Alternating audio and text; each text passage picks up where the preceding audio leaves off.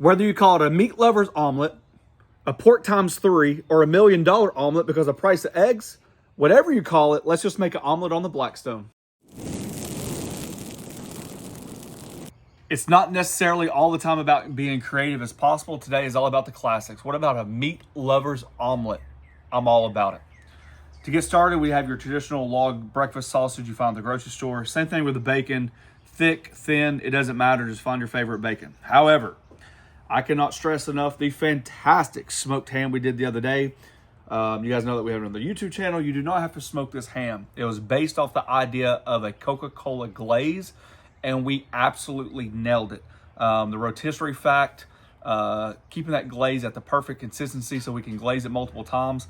My wife actually said, thanks. Best ham I think we've ever made. Best holiday ham. Yeah. It's good. So immediately when I had the leftover ham, what's the first thing you think of when you have leftover ham? To me, it's more like sometimes like a breakfast hash. I love ham and cheese omelets. Even slicing the ham super thin and doing like a homemade honey mustard, Swiss cheese, buttered and honey glazed like slider, something like that. But today's all about the meat lovers omelet, so that's what we're doing. All right, pepper jack cheese, check, because I'm a pepper jack cheese fan. Cheddar cheese, check. I'm gonna dice up some ham. We're gonna get this bacon and sausage going. I'm telling you, this ham's on point.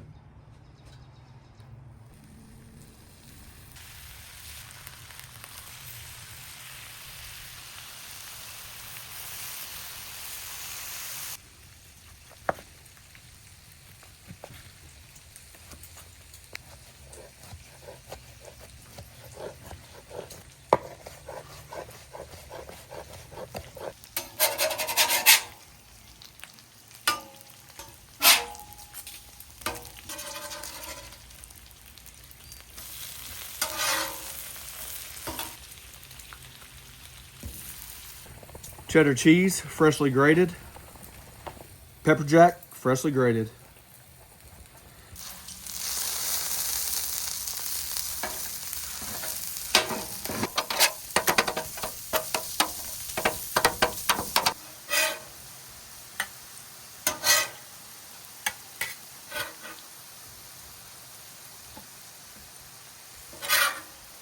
Using that same bacon grease, we're just going to add the ham and warm it up.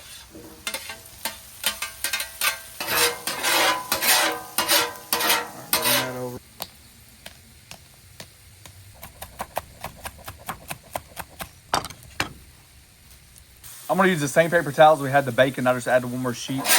That way it just really gets all that pork fat out of there.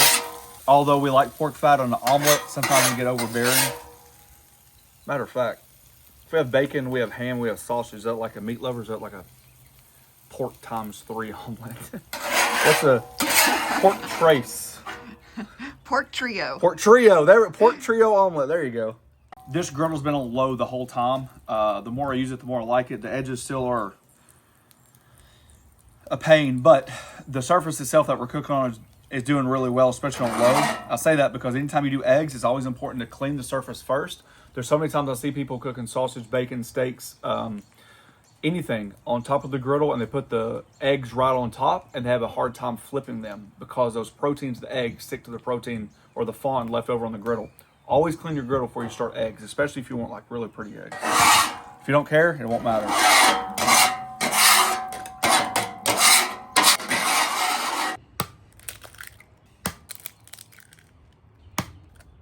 Go ahead and season your eggs. A little salt, pepper, or whatever seasoning you decide to use, that's up to you. After making literally hundreds, probably 100,000 plus eggs in the Navy, almost was the #1 requested item on the griddle when you start your morning. I always felt like a 3-egg omelet was the perfect size. If it's too much for you, then you can always refrigerate it, warm it back up. But 3 eggs gives you enough circumference area to add your stuff, add your cheese, fold in the edges, and make a nice little tight omelet. So I want to show you real quick. This side of the griddle's off. We got low and low. And so if you put the butter down here, see how it really doesn't react? That means your griddle's too cold. As you move it over to the hotter part of the griddle, you're going to see it foaming up. See that? So that's a good indication of what temperature your griddle is. If it burned right away, that means your griddle's too hot. Okay. So we're gonna use this area right through here for our eggs. I'd choose that over tallow or oil any day.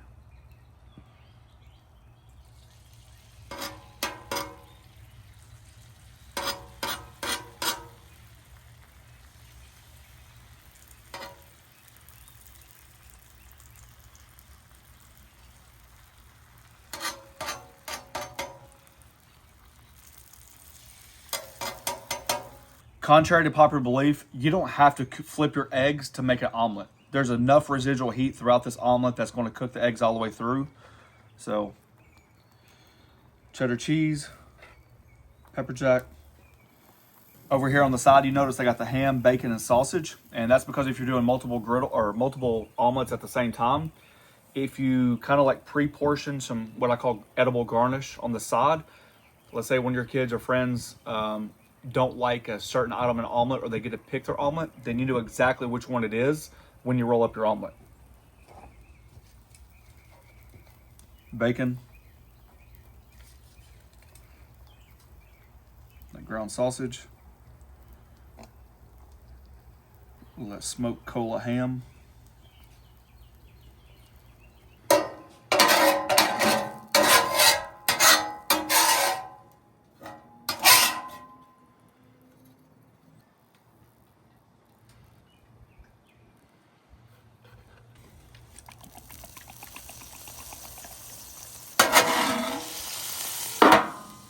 not supposed to be part of the video, but honestly, you've already got your griddle on.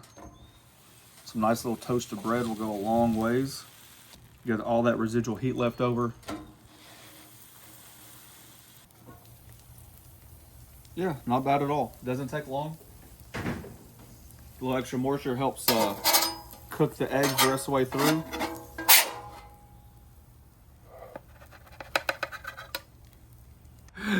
You know what the country boy in me was just thinking? Add some good old mayonnaise and tomato to the bread and put it right between like that and have an omelet sandwich. I don't know.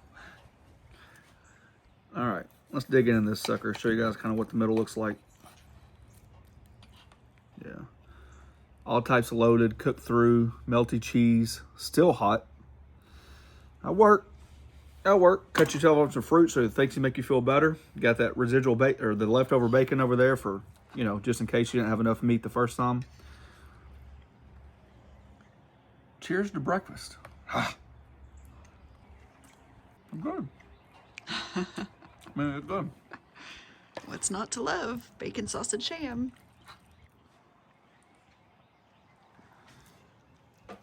If you haven't, oh, good Lord, how did you mess that up? If you haven't tried it, I'm telling you, it's like the idea of like Texas toast or something like that. Toast on the griddle is like way underrated. Waffle House, Denny's, IHOP, your local diner, they all do it. This is great. Hey, this is a keto. Everyone wants to know low carb and keto. It's a good keto griddle breakfast.